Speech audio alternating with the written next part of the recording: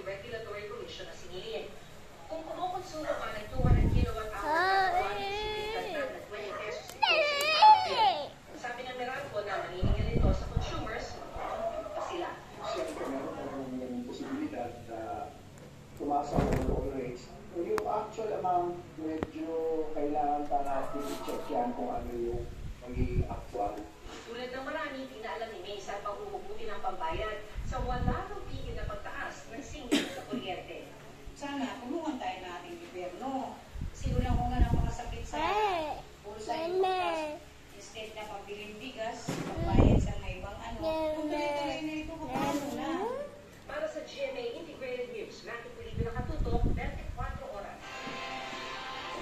Bagamat pinaligiran ng mabarko ng China at tagumpay na nakapaghati ng ayuda, ang ilang miyembro ng isang sibilyang grupo sa mga mangingisda sa West Philippine Sea.